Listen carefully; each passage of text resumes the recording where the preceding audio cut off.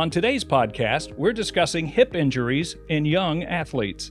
This kind of injury can be hard to spot by the patient and a treating physician.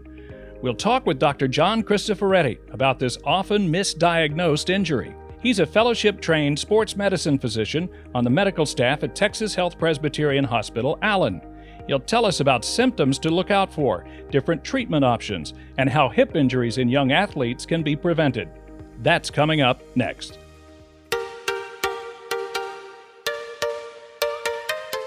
Welcome to the Wellbeing DFW podcast. Each week, Scott Sams will cover a different topic on improving health and well-being in our North Texas communities. He will host interviews with physicians on the medical staff of Texas Health Hospitals. I'm Scott Sams. Thanks for being with us today. Being physically active is important in a child's development.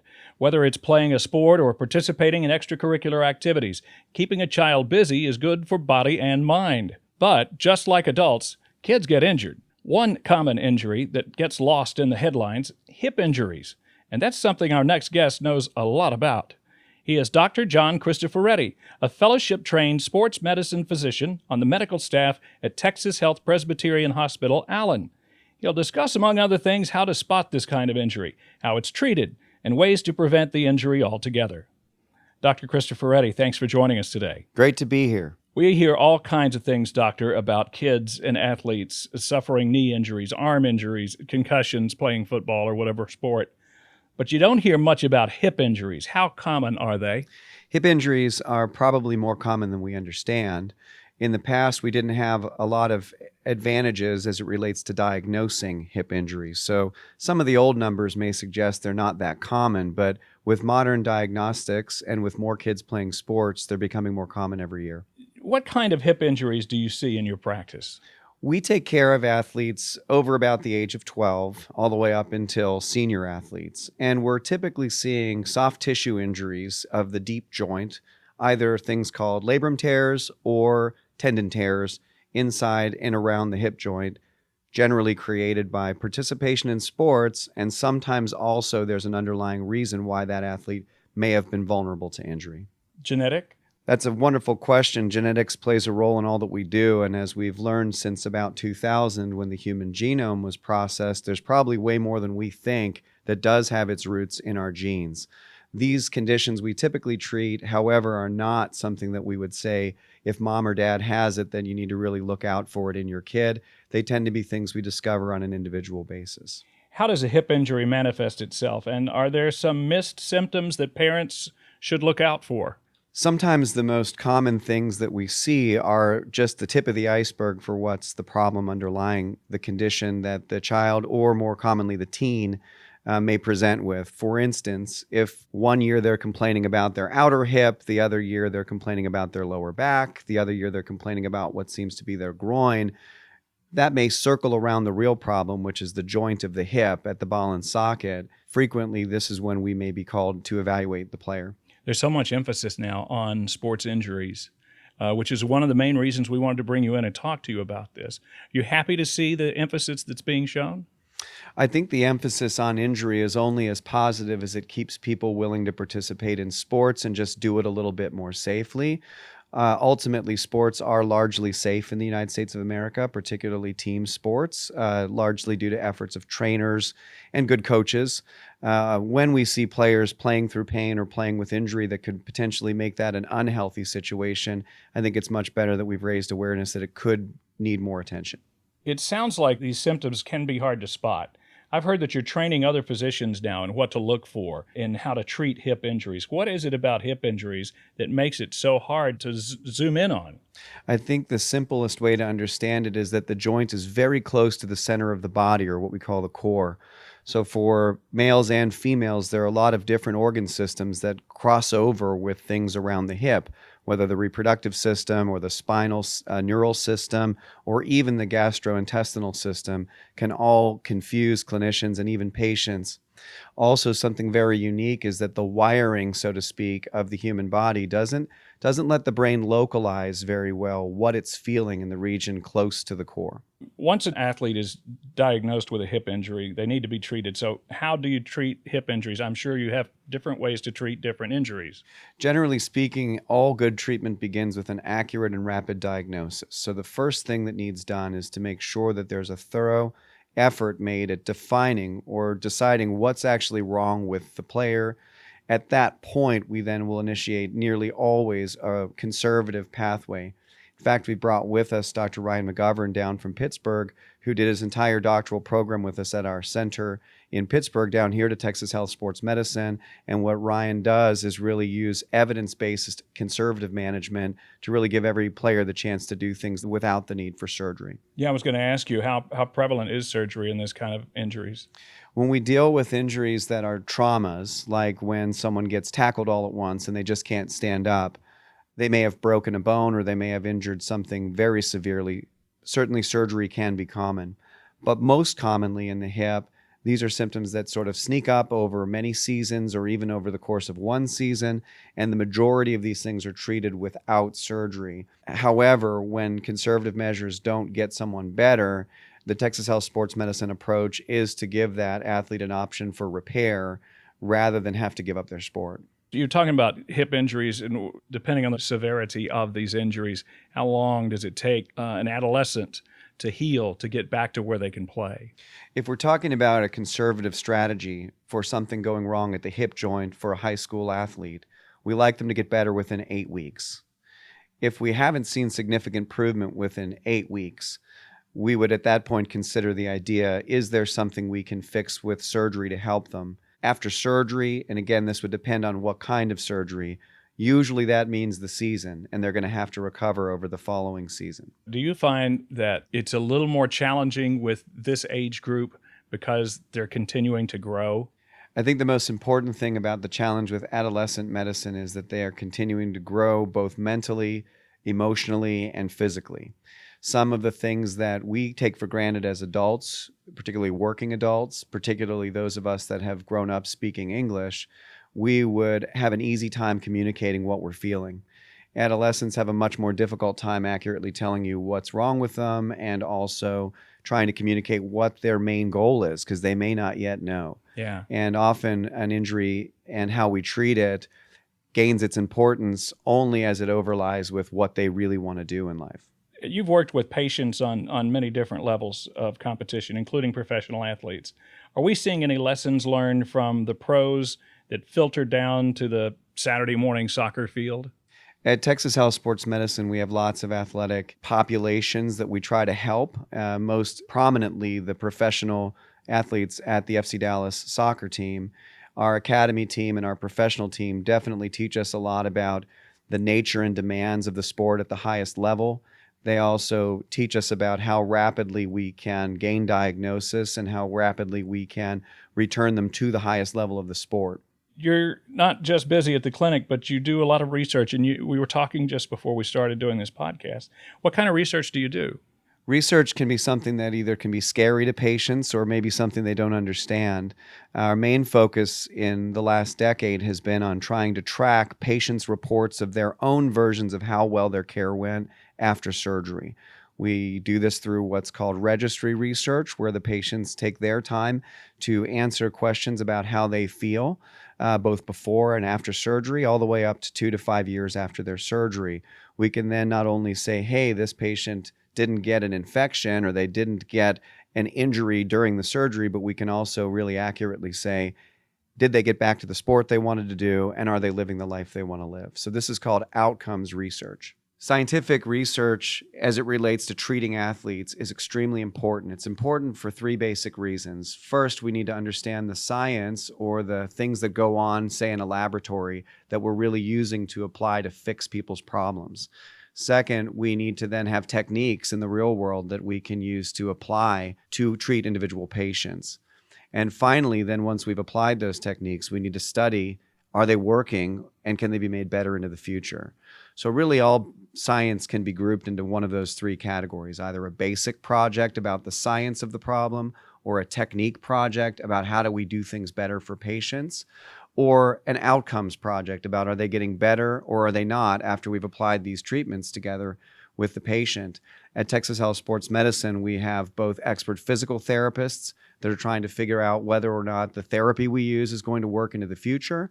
And we also have a state-of-the-art biomechanics lab to look at the tissues themselves, even down to the level of the stem cell, to try to figure out what future techniques might be used to create a new treatment. I would imagine that not all hips are built the same. We are all individuals in this world. But this kind of research give you a little better idea for the greatest majority of people? What we're able to do with the comprehensive pre-planning that's involved with doing outcomes research is try to make groups of people that make sense to allow us to compare one person to the other. Often you can't tell that from the outside, and it may take the combination of good medical studies, examinations, and also what they're telling us about what their goals are. Certainly there is a lot of future learning that is needed to be applied in order to match the best available services with a unique individual patient's goals. For parents that are listening to us right now, what would you tell them? How would you teach them to help them, the parents, help their children avoid hip injuries? I think the number one thing that we should focus on, and I'm a parent as well, is that it is very challenging as a parent to both support the goals of a young player and also do the responsible thing by their health. We have some simple rules at Texas Health Sports Medicine that we use, not only for children, but also for collegiate age athletes. And they're very simple. They require you to respect and teach your children that if a same part of their body is hurting over and over again, they need to tell someone about it. And if they have a limp of any sort, that's not normal, and it's not something that just needs to be walked off, and it needs to be reported. And I think the most important potential thing is that sports are supposed to be fun, and they're supposed to help you feel better about yourself. And if fear of pain or fear of something that hurts you during sport is occurring, they need to tell their parents about it so they can get back to having fun. In your specialty, do you ever feel like you have to sometimes be kind of a physical coach to these students? I think that what we tend to coach mostly is the spiritual, emotional, and mental aspects when we deal with coaching. Perspective for families and perspective for athletes is important all the way up to the professional level. You find that if you're not attentive to this as a surgeon that is handling sports injuries at any level, then you're missing the point of treating the whole patient. It's calling, isn't it? I think there's no other way to describe what we do than either calling or vocation. If you're of a faith perspective, which I am, and at Texas Health, we are a faith-based health system, and so that is a bright spot of the Texas Health Sports Medicine program, is that that's not something that's taboo to discuss. In your research, who gets treated more for hip injuries? What we find inside a registry, which is a collection of cases that we've gone to surgery with to fix hip labral tears, we find a higher prevalence of women, 6-4, women to men. We find highly active individuals who list at least one or often two sporting participations that they play. And we also find individuals who have a high prevalence, actually, of psychological diagnoses like depression or anxiety. And what we don't understand really, like in all things, exceeds what we absolutely know for certain, but we have a very difficult time understanding whether it's the long symptoms of hip pain that led to the anxiety and depression, or whether patients that have anxiety and depression diagnoses use exercise as a means of treating that holistically, and when they get a barrier to being able to do that, they may be more likely to come tell us about their hip pain. Doctor, what are some practical things people can do for a hip injury? I mean, I know that if I've hurt my ankle before, one person will tell me, well, put ice on it. And then another person will say, no, put heat on it. What's the deal? That's a great question that we all deal with, and household remedies are the mainstay of sports medicine. Everybody does something and has a tip. I think our experts for non-surgical care are our physical therapists at Texas Health Sports Medicine, and they can always give an accurate diagnosis and answer within their expertise. When you're just at home and you can't get in to see everybody, the simple rule is rest, ice, compression, and elevation. And these are the typical modality recommendations of an athletic trainer to an injured athlete. When we deal with heat, we're dealing with trying to either relax or increase blood flow to an area. And that's very typically something used for sore muscles into a delayed recovery period, meaning several days after an injury. But a very steadfast rule is rest, ice, compression, and elevation. That's a great way to put it, rice. I like that. Doctor, I'm curious about parents of adolescents, young people, college-age athletes, later in life. If they are not taken care of, if they have a hip injury at this younger age, later in life, can that come back to really bite them? When we deal with someone that is aware of hip pain and playing through it on a regular basis, these are typically signs of someone that has a significant injury and over time has the potential to lead to ultimately bone-on-bone destruction in the joint. Now, there's another category of change that occurs, and that's one that maybe is a little bit more alarming, which we've found in elite athlete populations. These are athletes that started as children and played through their growing periods all the time, that their hip bones actually change shape. And this has occurred in about 80% of U.S. soccer players. Back in 2006, we received the Aircast Award for the top clinical science study in America for the Colorado Rockies pitchers participating in a study with us showing that 50% of pitchers at the major league level had changes to the shape in their hip bone, whereas only 12% of normal populations have these changes. So in the long run, not only are we seeing things that they might know about that lead to destruction, but also things that they don't know about that can be linked to destruction. Now, that's not intended to make everybody afraid to play sports. The most important thing is to recognize some symptoms. If a player has very stiff or tight hips and they're constantly having to stretch them out, these are some of the young athletes that may need to have some screening to talk about how to modify their training. If someone's identified as being very, very flexible, they may be someone that could have a condition called dysplasia of the hip or a shallow socket. And that condition actually can lead to early replacement of the hip. So these are the two extremes and the things that we tend to look at for adolescents in the training room and decide who needs to go get a little bit more evaluation. If there's a mom or dad listening right now, at what point do they go from walk it off to, oh boy, we really need to see a physician? Knowing when a hip problem is serious can definitely be a difficult situation. The easy ones are when your athlete just simply won't walk. But most athletes are going to be able to walk through the problem, and sometimes they're going to be able to go on for even a whole season that way. People watching them that love them and care about them can look for a limp, can look for them not quite performing the way that they normally do on their takeoffs or their accelerations.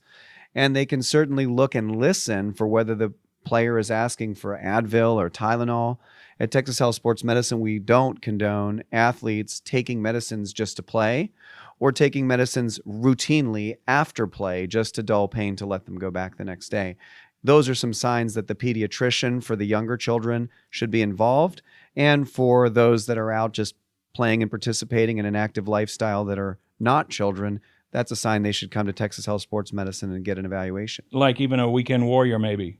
Very commonly, weekend warriors can reach to common over-the-counter medicines and just think that's what everybody needs to do. But I can speak personally as a person who is in his 40s and also does lots of things, and things get sore where they didn't used to.